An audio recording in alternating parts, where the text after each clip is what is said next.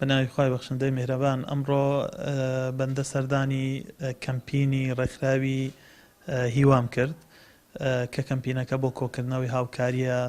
هاوکاری دارایی بۆ خەڵکانی خاوەن پێداویستی تایبەت کە پێویستیان بە هاوکاری و پشتگیری هەیە. من بەش بە حاڵی خۆم ئەو پەڕی پشتگیریانەکەم دەستخۆشیان لێەکەم هیوای سەرکەوتنیان بۆ خوازم. ڕێکخراوی هیوای هەمووان یەک لە ڕێکخراوە زۆر باش و چالاکەکانە دەستێکی ئەمینن، بۆیە هیوادارم خەڵکیش پشتگیریان کا بە تا بەدەستە مانگی پیرۆزی ڕەمەزانە. هیوادارم خەڵک بە چاکەکانی خۆیان، بە زەکاتەکانیان، بە بەخشینەکانیان، بە خێر و پاڵپشتێ مادیەکانیان پاڵپشتێم ڕێکخراوە بکەن بۆی ئەو هاوکاریانی کە لێرە کۆ بمنەوە بڕێکی زیاتر بێ بۆی خەڵکێکی زیاتر سوود وەرگرێت. بەناوی خۆی گەورە و میهرەبان، ئمڕۆ جەنابی مامۆستا عومەر گوڵپی وەک بەڕێوەبەری گشتی چاودێری گەشەپێدانی سلێمانی هات سەردانی کەمپینەکەمانی کرد و پشتگیری خۆی دەربڕی بۆ کەمپینەکەمان بۆ هاوکاریکردنی ئەو کەمەندامانی کە لە ئێستایا موچەکانیان ڕاگیراوە لەلایەن حکوومەتی هەرێمی کوردستانەوە. پێمان خۆشە ئەمەش وەکو دەرفەتێک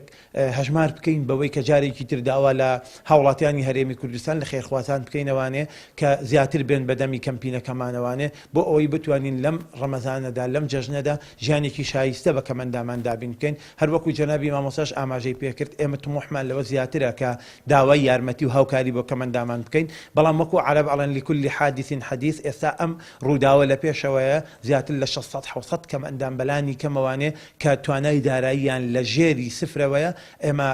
هاوکاری بۆ ئەوانە کۆ ئۆکەینەوانێ